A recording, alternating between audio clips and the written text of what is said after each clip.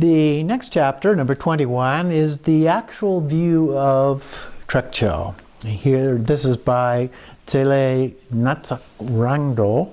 And here we have the self-existing wakefulness broken into Trekcho and Togao.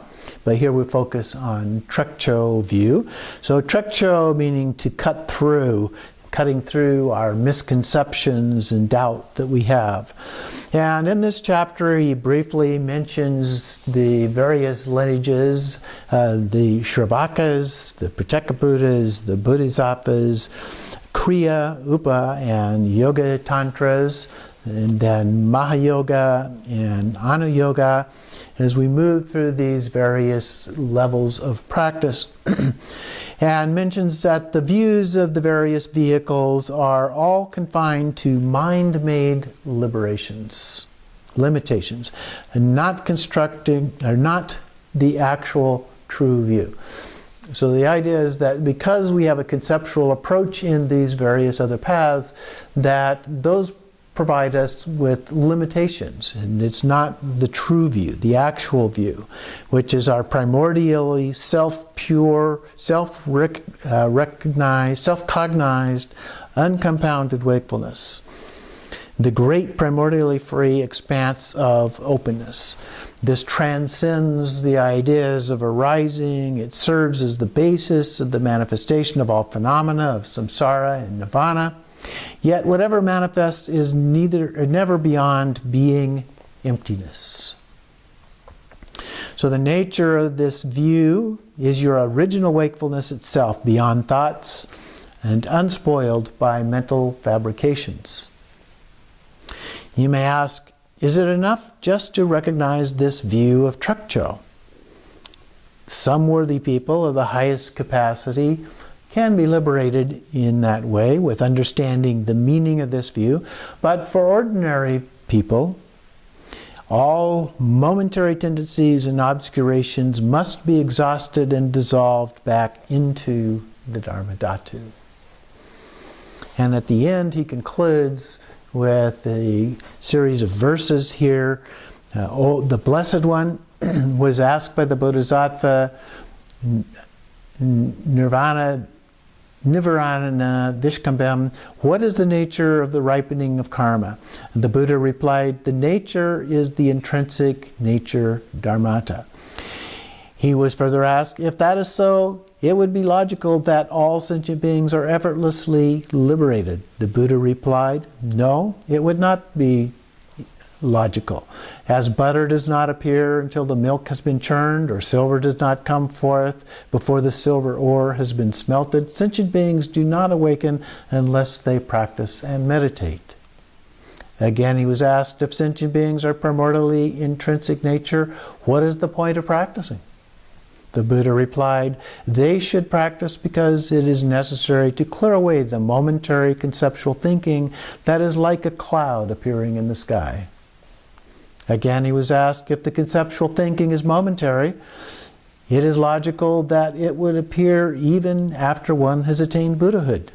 The Buddha replied, with the attainment of Buddhahood, conceptual thinking has been totally annihilated, just like someone who has fully recovered from smallpox. So, an example here of how this can be applied. In chapter 22, Buddha Nowhere Else, by again Tulku Urgyen Rinpoche. He begins in this chapter talking about Yesha. Yesha, or wisdom, is not a blank void. It is cognizant, has the ability to know. There's an empty essence that represents Dharmakaya, a cognizance of Sambhogakaya, and emptiness and cognizance combined together as Nirmanakaya. The form of a single, in the form of a single indivisibility of those three coming together, we have Swabhavakaya, which is our own mind, exactly what we call Buddha nature. In here he continues on that to receive the pointing out instruction is to experience the mind essence. Samantabhadra represents the Dharmakaya, Sambhogakaya is the 5 Buddhas, Nirmanakaya, the lords of the 3 families, Manjushri, Avalokiteshvara, and Vajrapani. And the transmission from these is like water flowing down from the top of a mountain. We simply let mind recognize itself and cut through thinking.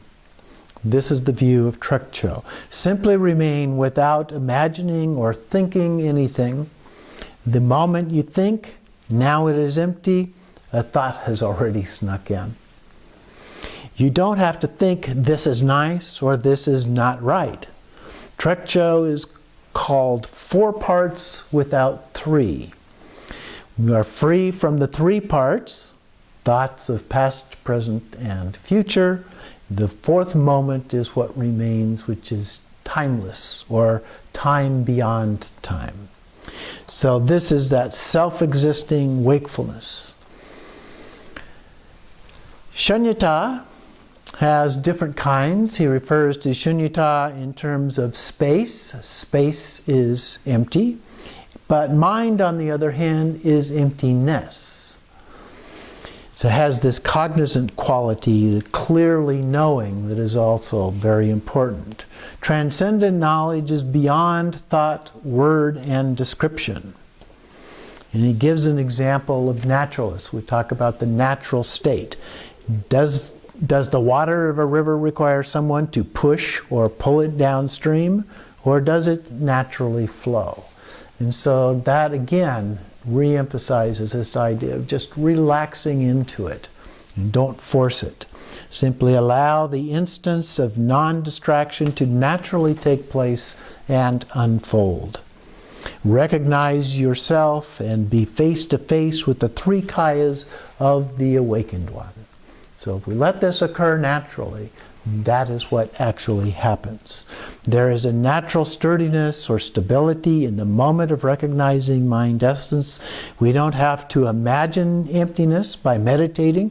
If we do this, it becomes an act of thinking, and we are just thinking of emptiness.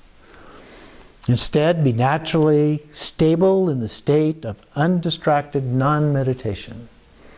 So the meditation in this form is often referred to as non-meditation.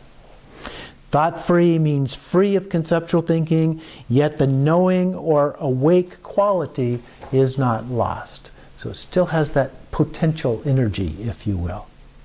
It lasts for longer and longer periods, and conceptual moments of thinking become weaker and weaker, or less and less over time, till finally you become totally free of thought. There's only thought-free wakefulness, uninterrupted both day and night. And this is our Buddha mind.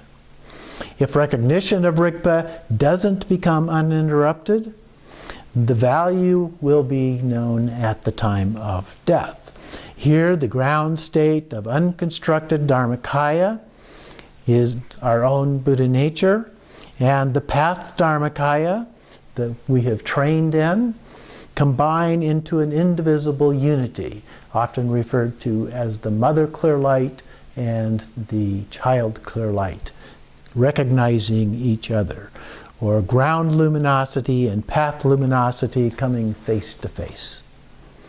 So if we have trained, then at that moment, complete enlightenment is very likely. So plan B, as the Dzogchen Panlop Rinpoche likes to call it. So this training is simply to remain undistracted. That brings us all the way to complete enlightenment. So remain undistracted to remain undistracted in a conceptual way is problematic. The very first moment of empty cognizance has the potential for full omniscience, as well as the potential for compassion and loving kindness, which then allows us to help other beings. Finally, in our readings for this week, we have chapter 23, The Mirror of Essential Points. And this is a letter of praise of emptiness. and by Noshul Ken Rinpoche.